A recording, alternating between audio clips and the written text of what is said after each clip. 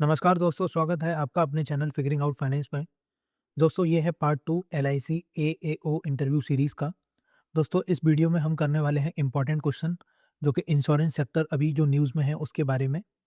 दोस्तों अगर आपने इसका पार्ट 1 और स्ट्रेटजी वीडियो नहीं देखी है तो आप ज़रूर से देखिएगा। उसमें मैंने आपको एक्सप्लेन किया है कैसे आपको मेरी वीडियोज़ देखनी है और कैसे आपको मेरी वीडियोज़ इंटरव्यू में हेल्प करेंगी। दोस्तों पार्ट 2 के फर्स्ट 3 मिनट ज़रूर देखिएगा, उसके बाद ही आप आगे देखिए इस वीडियोज़ को, ताकि आपको एक गाइडेंस मिल सके, आपको इंटरव्यू के लिए कैसे अप्रोच करना है। और दोस्तों इसके अलावा मैंने आपको पार्ट 1 में भी सजेस्ट किया था, आप ये 2 प्लेलिस्ट ज़रूर अपने पास सेव करके रख लीजिएगा, क्योंकि इन्हीं प्लेलिस्ट में आपको एएओ इंटरव्यू से रिलेटेड वीडियोज़ मिलेंगी। अगर दोस्तों आपको लगता है आपको इंश्योरेंस के टर्म का मीनिंग पता है बट आप पैनल के सामने उसको एक्सप्लेन नहीं कर पाते, तो ये शॉर्ट वीडियो आपके लिए बहुत ही ज़्यादा इम्पोर्टेंट है। इसमें मैंने इंटरव्यू स्टाइल में बताया है कि पैनल को आंसर कैसे देना है हर एक टर्म का, तो आप इसकी भी प्लेलिस्ट आप सेव कर लीजिएगा अपने पास। दोनों प्लेलिस्ट का लिंक आपको डिस्क्रिप्शन बॉक्स में मिल जाएगा। तो दोस्तों आज की इस वीडियो में ये हम इंश्योरेंस सेक्टर जो न्यूज़ में है उसमें ये टॉपिक आज हम करने वाले हैं। इसके अलावा दोस्तों जैसा कि मैंने पार्ट 1 में अभी बताया था, 1-2 क्वेश्चन सिचुएशन बेस्ड और एचआर लेवल के होंगे, तो उनको भी मैंने ऐड कर दिया है इसमें। तो चलिए बिना टाइम वेस्ट किए इस वीडियो को शुरू करते हैं। आज का पहला क्वेश्चन है, can you tell us about insurance penetration in India? Would you say that it is low और high and what are the key reason behind this situation? चलिए देखते हैं पैनल को एक अच्छा आंसर कैसे दें। सर, अगर हम पेनिट्रेशन की बात करें तो इंडिया में इंश्योरेंस पेनिट्रेशन ग्लोबल स्टैंडर्ड के कंपैरिजन में लो है। लेटेस्ट आईआरडीआई डेटा के अकॉर्डिंग फाइनेंशियल ईयर 24-25 में overall insurance penetration around 3.7% of GDP है, जबकि ग्लोबल एवरेज लगभग 7.3% के आसपास है। सर, इसमें से लाइफ इंश्योरेंस पेनिट्रेशन करीब 2.7% है और नॉन लाइफ इंश्योरेंस अराउंड 1% है। सर, ये क्लियरली दिखाता है इंडिया में इंश्योरेंस का कवरेज अभी भी लिमिटेड है। अगर मैं इसके रीज़न एक्सप्लेन करूँ तो सर सबसे पहला रीज़न है low financial literacy, specially rural areas में। बहुत से लोगों को अभी भी इंश्योरेंस के एक्चुअल बेनिफिट और लॉन्ग टर्म प्रोटेक्शन का क्लियर आइडिया नहीं है। सेकंड रीज़न है सर, इंडिया का एक बड़ा हिस्सा इनफॉर्मल वर्कफोर्स का है, जिनके पास रेगुलर इनकम नहीं होती, उनके लिए फिक्स्ड प्रीमियम रेगुलरली पे करना डिफ़िकल्ट हो जाता है। थर्ड रीज़न है sir traditional saving habit. India में लोग आज भी गोल्ड, फिक्स्ड डिपॉज़िट और रियल एसेट को ज़्यादा प्रेफ़रेंस देते हैं, इंश्योरेंस को प्रायोरिटी में नहीं रखते। इसके अलावा सर काफ़ी लोग इंश्योरेंस को प्रोटेक्शन के बजाय एक्सपेंस के फॉर्म में देखते हैं, जो पेनिट्रेशन को और स्लो करता है। लेकिन सर एक पॉजिटिव साइड ये भी है, गवर्नमेंट इनिशिएटिव जैसे प्रधानमंत्री जीवन ज्योति बीमा योजना और डिजिटल प्लेटफॉर्म के through policy distribution, gradually awareness और असेसिबिलिटी दोनों इम्प्रूव हो रही हैं। सर इसी वजह से फ्यूचर के लिए इंश्योरेंस सेक्टर में ग्रोथ पोटेंशियल दिखाई देता है।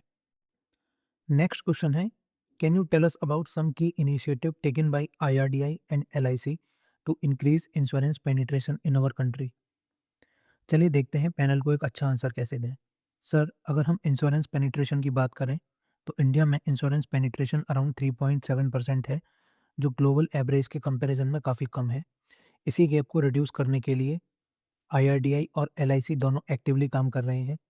सर, आईआरडीआई ने बीमा ट्रिनिटी फ्रेमवर्क लॉन्च किया है। इसके अंदर पहला कंपोनेंट है बीमा सुगम। ये एक यूनिफाइड डिजिटल प्लेटफॉर्म है, जहां से लोग इंश्योरेंस पॉलिसी को बाई, कंपेयर और सर्विस कर सकते हैं एक ही जगह पर। सर दूसरा कंपोनेंट है बीमा वाहक। इसके थ्रू हर ग्राम पंचायत लेवल पर वुमेन इंश्योरेंस एजेंट डिप्लॉय किए जा रहे हैं, ताकि रूरल और रिमोट एरियाज में इंश्योरेंस अवेयरनेस और एसेसिबिलिटी बढ़े। तीसरा कंपोनेंट है सर बीमा विस्तार।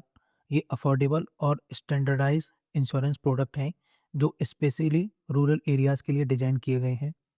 एंड सर अगर हम एलआईसी के इनिशिएटिव देखें तो एलआईसी ने बीमा ग्राम कैंपेन स्टार्ट किया है, जिसका ऑब्जेक्टिव विलेज में इंश्योरेंस अवेयरनेस क्रिएट करना है। एलआईसी ने रूरल सर्विस प्रोवाइडर के साथ पार्टनरशिप करके अपनी रीच को एक्सपेंड किया है। साथ ही सर एलआईसी अपनी रूरल और सोशल सेक्टर ऑब्लिगेशन को एक्टिवली फुलफिल करता है, जहां अंडर सर्व और इकोनॉमिकली वीकर सेक्शन को इंश्योरेंस कवर प्रोवाइड किया जाता है। इसके अलावा सर गवर्नमेंट बैक्ड स्कीम है जैसे प्रधानमंत्री जीवन ज्योति बीमा योजना, जो एलआईसी के थ्रू इम्प्लीमेंट होती है। उन्होंने भी इंश्योरेंस कवरेज को काफ़ी इम्प्रूव किया है, स्पेशली लो इनकम ग्रुप्स के लिए। एंड सर आईआरडीआई, एलआईसी और गवर्नमेंट स्कीम के ये कंबाइंड एफर्ट का ग्लोबल गोल यही है कि इंश्योरेंस फॉर ऑल बाय 2047 का विजन अचीव किया जाए। नेक्स्ट क्वेश्चन है, how should LIC balance profit making with its responsibility towards poor and rural policy holder? What is your view on this? चलिए देखते हैं पैनल को एक अच्छा आंसर कैसे दें। सर, LIC प्रॉफिट मेकिंग और सोशल रिस्पॉन्सिबिलिटी के बीच बैलेंस सूटेबल मॉडल के थ्रू मेंटेन करता है। सर, LIC जो अर्बन एरियाज में हाई वैल्यू और प्रॉफिटेबल पॉलिसी सेल करता है, वहाँ से जो सरप्लस जनरेट होता है, उसका यूज़ रूरल और इकोनॉमिकली वीकर सेक्शन के लिए अफोर्डेबल इंश्योरेंस प्रोडक्ट को सपोर्ट करने में होता है।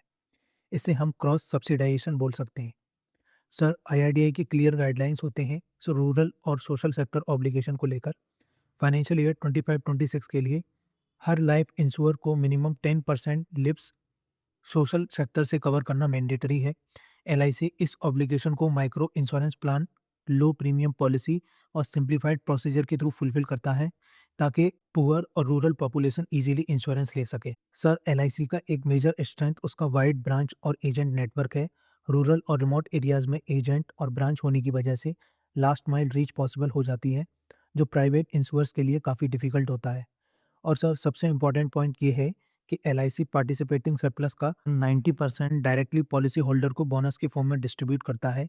ये प्रॉफिट्स एक्सटर्नल शेयर होल्डर के पास नहीं जाते, बल्कि वापस पॉलिसी होल्डर को बेनिफिट देते हैं।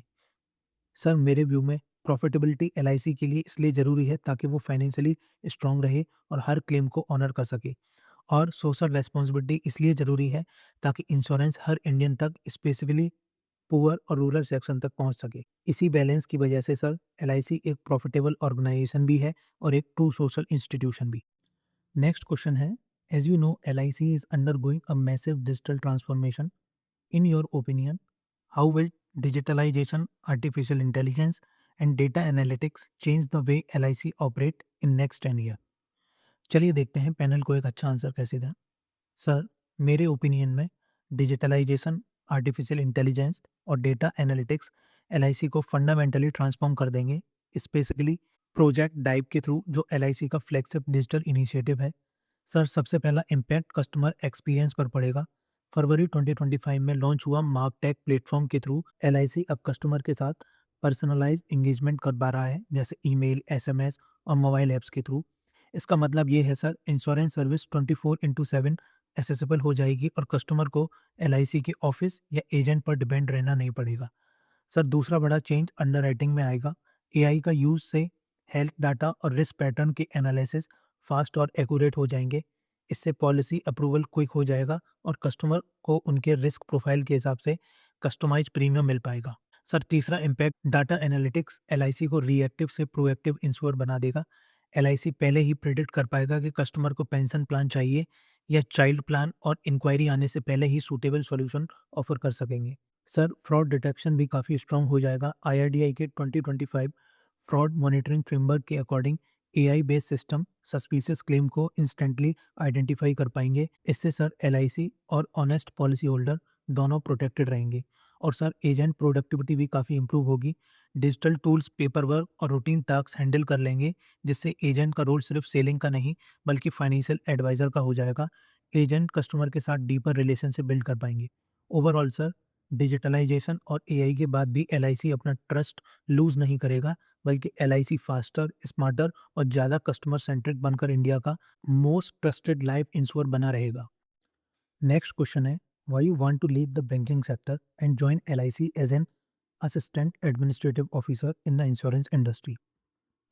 चलिए देखते हैं पैनल को एक अच्छा आंसर कैसे दें। सर, मैं अपने बैंकिंग एक्सपीरियंस को जेन्युइनली रेस्पेक्ट करता हूँ, लेकिन मैं इंश्योरेंस सेक्टर में शिफ्ट इसलिए करना चाहता हूँ क्योंकि यहाँ सोशल इम्पैक्ट ज़्यादा मीनिंगफुल है। सर, बैंकिंग में हम मेनली डिपॉजिट और लोन्स हैंडल करते हैं जो काफ़ी हद तक ट्रांजैक्शनल होते हैं, लेकिन लाइफ इंश्योरेंस का रोल सिर्फ ट्रांजैक्शन तक लिमिटेड नहीं होता। लाइफ इंश्योरेंस फैमिली को long term financial security provide करता है, और कभी-कभी सर, पूरी जनरेशन के लिए। सर, LIC का मिशन है लोगों की क्वालिटी ऑफ लाइफ को इम्प्रूव करना थ्रू फाइनेंशियल प्रोटेक्शन। ये ऑब्जेक्टिव मुझे पर्सनली बहुत रेजोनेट करता है क्योंकि यहाँ काम डायरेक्टली लोगों की लाइफ स्टेबिलिटी से जुड़ा होता है। सर, LIC नेशन बिल्डिंग में भी इम्पोर्टेंट रोल प्ले करता है। लोगों की सेविंग को मोबिलाइज करके उन्हें इकोनॉमिक डेवलपमेंट और इंफ्रास्ट्रक्चर में इन्वेस्ट किया जाता है।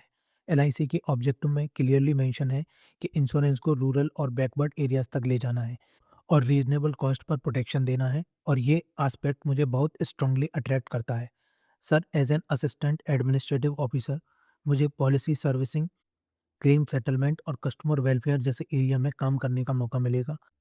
ये सब रोल मेरे लिए ज़्यादा मीनिंगफुल हैं सर, क्योंकि यहाँ मैं सिर्फ ट्रांजैक्शन प्रोसेस नहीं कर रहा, बल्कि लोगों के डिफ़िकल्ट टाइम में उनके साथ खड़ा रह पाऊँगा।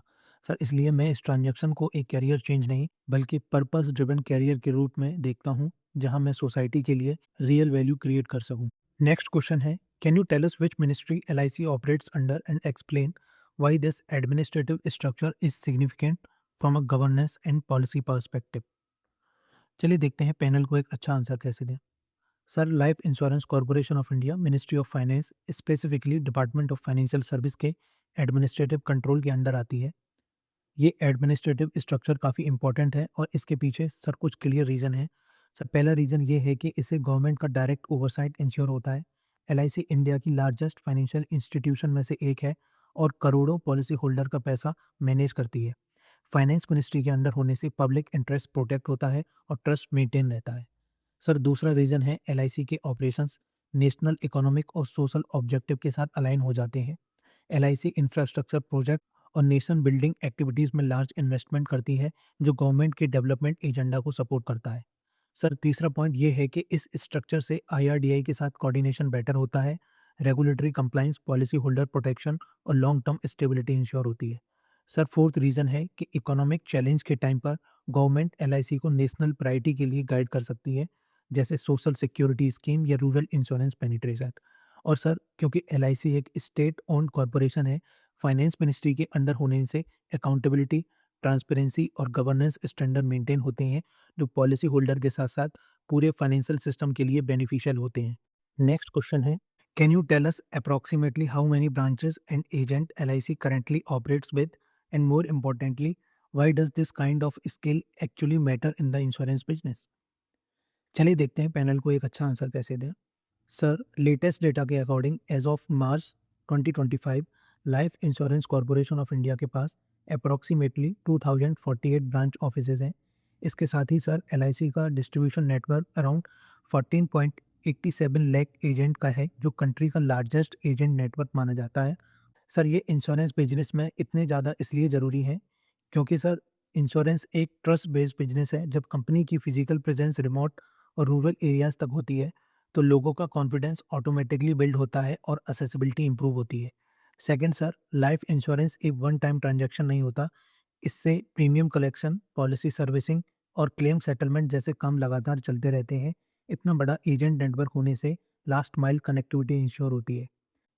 थर्ड है सर, बिजनेस पर्सपेक्टिव से देखा जाए तो ये वाइड डिस्ट्रीब्यूशन एलआईसी को बेटर रिस्क डाइवर्सिफिकेशन देता है, डिफरेंट ज्योग्राफीज और कस्टमर सेगमेंट के अक्रॉस। इससे एलआईसी को रूरल और सेमी अर्बन मार्केट में भी स्ट्रॉन्ग कॉम्पिटिटिव एडवांटेज मिलता है, जहां अभी डिजिटल एडॉप्शन लिमिटेड है। एंड सर सबसे इम्पोर्टेंट, एलआईसी के एजेंट सिर्फ सेलर नहीं होते, वो फाइनेंशियल एजुकेटर की तरह काम करते हैं, स्पेसिफिकली फर्स्ट टाइम बायर्स के लिए, जहां लाइफ इंश्योरेंस का कंसेप्ट समझाना पड़ता है। सर इसी स्केल की वजह से इंश्योरेंस पेनिट्रेशन बढ़ती है, पॉलिसी परसिस्टेंस इंप्रूव होती है और एलआईसी अपनी सोशल सिक्योरिटी की रिस्पॉन्सिबिलिटी को इफेक्टिवली फुलफिल कर पाता है। नेक्स्ट क्वेश्चन है, दोस्तों ये क्वेश्चन सिचुएशन बेस्ड है। चलिए देखते हैं क्वेश्चन को। Suppose you are working as a assistant administrative officer in a branch, और एक सीनियर ऑफिसर आपसे प्रेशर डालता है कि आप एक हाई वैल्यू क्लेम क्लियर कर दें वीआईपी क्लाइंट के लिए, जबकि कुछ क्रिटिकल डॉक्यूमेंट मिसिंग हैं और वेरिफिकेशन गैप भी है। सीनियर ऑफिसर इमीडिएट सेटलमेंट के लिए इंसिस्ट करते हैं, पॉलिसी होल्डर के इन्फ्लुएंस का रेफरेंस देते हुए। ऐसी सिचुएशन में आप क्या करेंगे? चलिए देखते हैं सिचुएशन बेस्ड आंसर को कैसे इफेक्टिवली एड्रेस करें। सर ये सिचुएशन काफ़ी सेंसिटिव है और ये मेरी प्रोफेशनल इंटेग्रिटी और जजमेंट दोनों को टेस्ट करती है। एज एन एएओ मैं ये समझता हूँ सर, हर क्लेम को फेयरली और ऑब्जेक्टिवली प्रोसेस किया जाना चाहिए, चाहे पॉलिसी होल्डर वीआईपी हो या नॉर्मल कस्टमर। सर सबसे पहले मैं रेस्पेक्टफुली अपने सीनियर को ये एक्सप्लेन करूँगा कि बिना प्रॉपर डॉक्यूमेंटेशन के क्लेम क्लियर करना रेगुलेटरी नॉर्म्स का वायलेशन होगा। As per IRDI guidelines sir claim settlement तभी प्रोसेस होता है जब लास्ट रिक्वायर्ड डॉक्यूमेंट रिसीव हो जाता है, और उसके बाद 30 डेज के अंदर क्लेम सेटलमेंट किया जाता है, बिना डॉक्यूमेंट के नहीं। इनकम्प्लीट क्लेम प्रोसेस करना सर एलआईसी को फ्रॉड रिस्क और फ्यूचर लीगल कंप्लायंसेस के लिए एक्सपोज कर सकता है, जो ऑर्गेनाइजेशन के लिए लॉन्ग टर्म में हार्मफुल होगा। इसके साथ ही सर मैं पॉलिसी होल्डर से पोलाइटली रिक्वेस्ट करूँगा कि वो मिसिंग डॉक्यूमेंट जल्दी सबमिट करें, ताकि क्लेम प्रॉपर प्रोसेस के थ्रू सेटल हो सके। मीनवाइल सर मैं इस मैटर को क्लेम्स कमेटी या डिविजनल ऑफिस तक एस्केलेट करूँगा, कंप्लीट ट्रांसपेरेंसी के साथ, ताकि रिटन गाइडेंस मिल सके। अगर सर प्रेशर कंटिन्यू होता है, तो मैं सारी कम्युनिकेशन को प्रॉपर्ली डॉक्यूमेंट करूँगा और हायर अथॉरिटी से सपोर्ट सीक करूँगा। सर मेरी प्राइमरी रिस्पॉन्सिबिलिटी एलआईसी की रेपुटेशन प्रोटेक्ट करना और सभी पॉलिसी होल्डर के साथ इक्वल ट्रीटमेंट इंश्योर करना है। एथिकल स्टैंडर्ड कॉम्प्रोमाइज़ नहीं किया जा सकता, और इसी अप्रोच से ऑर्गेनाइजेशन की इंटीग्रिटी भी सेफ रहती है और मेरी प्रोफेशनल क्रेडिबिलिटी भी। आज का लास्ट क्वेश्चन है, can you tell us about the recent bill related to insurance sector that has been introduce in parliament? चलिए देखते हैं पैनल को एक अच्छा आंसर कैसे दें। Sir, yes I am aware of the recent development. Recently sir सबका बीमा सबकी रक्षा amendment of insurance law bill 2025 parliament में पास हुआ है 17 दिसंबर 2025 को। इस बिल के थ्रू 3 इंपॉर्टेंट एक्ट अमेंड किए गए हैं। पहला है sir insurance act 1938, LIC act 1956 और सर आईआरडीआई एक्ट 1999। सर इस बिल का सबसे इम्पॉर्टेंट हाईलाइट ये है कि इंश्योरेंस कंपनीज में 100% एफडीआई अलाउ किया गया है। इसका बेनिफिट होगा सर, मोर कैपिटल आएगा, बेटर टेक्नोलॉजी आएगी और global best practices Indian insurance sector में इंट्रोड्यूस होंगी। सर इस बिल का एक और फोकस एरिया है ईज ऑफ डूइंग बिजनेस। इसके लिए इंटरमीडियरीज के लिए one time licensing system introduce किया गया है और एफडीआई अप्रूवल लिमिट को 1% से बढ़ाकर 5% कर दिया गया है। एंड सर पॉलिसी होल्डर के प्रोटेक्शन के लिए एक dedicated policy holder education and protection fund create किया गया है, जिसका ऑब्जेक्टिव इंश्योरेंस अवेयरनेस को स्प्रेड करना और कस्टमर के इंटरेस्ट को सेफगार्ड करना है। एडिशनली सर आईआरडीआई को स्ट्रॉन्गर रेगुलेटरी पावर दी गई है, जैसे रॉन्गफुल गेन्स को डिस्कोर्स करने के लिए पेनल्टी और प्रोविजन को रेशनलाइज किया गया है। ओवरऑल सर ये रिफॉर्म का मेन ऑब्जेक्टिव है इंश्योरेंस पेनिट्रेशन को डीपन करना और कंट्री की फाइनेंशियल रेजिलियंस को स्ट्रॉन्ग बनाना। चलिए दोस्तों, आज के वीडियो में इतना ही। अगर आप चाहते हैं कि मैं इस सीरीज़ में कोई स्पेसिफिक क्वेश्चन कवर करूं या आपकी कोई क्वेरी या सजेशन हो, तो आप मुझे टेलीग्राम या इंस्टाग्राम पर डायरेक्ट मैसेज कर सकते हैं। इन दोनों का लिंक मैंने डिस्क्रिप्शन बॉक्स में दे दिया है। और हाँ दोस्तों, जो इंश्योरेंस की वीडियो और शॉर्ट की प्लेलिस्ट मैंने आपको स्टार्टिंग में बताई थी, उन्हें आप ज़रूर से सेव कर लीजिएगा और आप इन वीडियो को 2-3 बार रिवाइज़ ज़रूर कीजिएगा। आपको काफ़ी कॉन्फिडेंस मिलेगा जब आप इंटरव्यू देने जाएँगे।